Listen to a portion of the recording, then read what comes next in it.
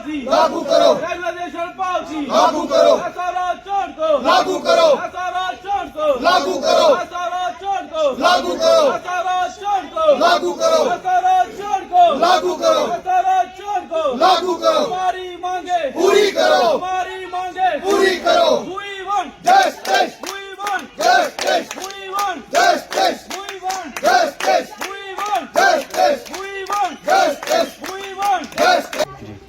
शुक्रिया, जय माता दी। मीडिया बंधुओं का शुक्रिया। हम ये कहना चाहते हैं G20 सम्मेलन जो होने जा रहा है ये बड़ी गौरव की बात है हमारे लिए। हम चाहते हैं कि हमारा देश तरक्कियों पर आगे जाए, पूरे वर्ल्ड में उसका नाम परचम फहराए, लेकिन साथ साथ ये भी कहना चाहते हैं कि क्या आम आदमी का सशक्तिकरण नहीं होना चाहिए। आम आदमी का सशक्तिकरण नहीं होगा तो वर्ल्ड में कैसे हमारे देश की परचम लहराएगा। उस परचम को लहराने में हमारे साथियों का, जो हमारे डेली बेजर भाइयों का, जो डिपार्टमेंट के प्रति जो इनका सहयोग है उसको भी नजरअंदाज नहीं करना चाहिए। उनका भी मसला हल करना चाहिए ताकि ये भी इनका सशक्तिकरण हो सके और देश की जो सेवाएं हैं इनका योगदान को सराहा जा सके।